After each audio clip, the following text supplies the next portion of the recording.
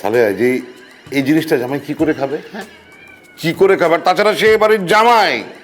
আরে কি আশ্চর্য, তুমি তোমার মেয়ের মাকে অবিশ্বাস করছো, সন্দেহ করছো? হ্যাঁ, এই যে গরুর ভুনা, খাসির পায়া, ওই যে মুরগির রোস্ট, ডিম, আর ওই যে দেখছো টক ডাল। আমার শরীরটা আগের মতো আর ভালো না, তাই খুবই সামান্যভাবে রান্না। আরে খালি কথাই বলবে নাকি জামাইকে খাবার তুলে দিবে খাবে এসে? আরে আরে কি করছো? হ্যাঁ, এটা ওর খাবার না, এগুলো আমরা খাবো। সে কি তোর জামাই বাবাজি খাবে কি? জামাই বাবাজির খাবার আলাদা। শোনো, যে 3 মাস তুমি সুমনার সাথে থাকবে না, সেই 3 মাস জামাই বাবাজির জন্য আলাদা রান্না বান্না হয়েছে। ময়না, এই ময়না, এই যে খেলাম আজ। যা তুই যা, এই নাও বাবা, খাও। অনেক উপকার। জানো এটার মধ্যে কি কি আছে?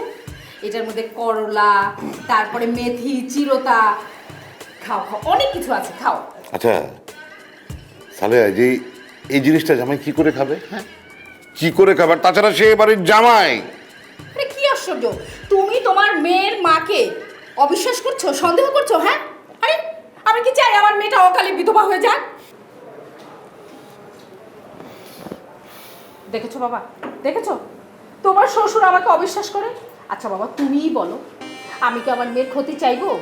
আর তাছাড়া জানো, আমাদের যখন বিয়ে হয়েছে তোমার শ্বশুর কিন্তু 3 মাস এই খাবারটাই খেয়েছে। সেটা আমি মনের সুখে খাই নাই। তুমি বিয়ের পরে রান্নাই করতে পারতে না, যেটাই রান্না করতে কুখাদ্য হয়ে যেত, অখাদ্য হয়ে যেত, বাধ্য হয়ে খেয়েছি। শোনেন আম্মা, সুমনার জন্য 3 মাস অপেক্ষা করার কোনো বিষয় না। আমাকে আগুনে ঝাঁপ দিতে বললেও আমি আগুনে ঝাঁপ দিতে রাজি আছি। তাছাড়া আমার শ্বশুর বাবার অনুপ্রেরণা। আব্বা যদি 30 বছর ধরে এই অখাদ্য খাইতে পারে, আমি কেন খাইতে পারবো না? জামাইয়ের কথায় পয়েন্ট আছে।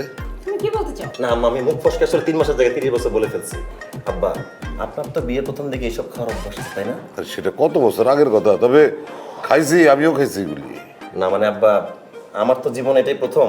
আপনি তো আগে খাইছেন, আমাকে একটু খেয়ে দেখাবেন কিভাবে খেতে হয়। আর কেন আমি খামো কিসের জন্য? আমার উপরে তো কোনো অভিশাপ নাই। আপনি যদি আব্বা না খান তাহলে তো আমি মনে করবো এই অভিশাপের গল্প ভুয়া গল্প। আরে জামাইগুলি কি বলতেছে? তাহলে তুমি কিছু বলো না কেন? আচ্ছা, আমরা কি মিথ্যে কথা বলতেছি?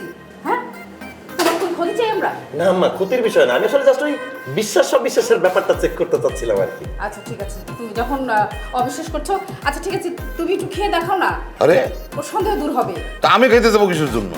আরে খাও না। না আমি পারবো না। খাও বলছি, এত কথা বলো না, খাও খাও, কথা কম বলো। আরে খাও না।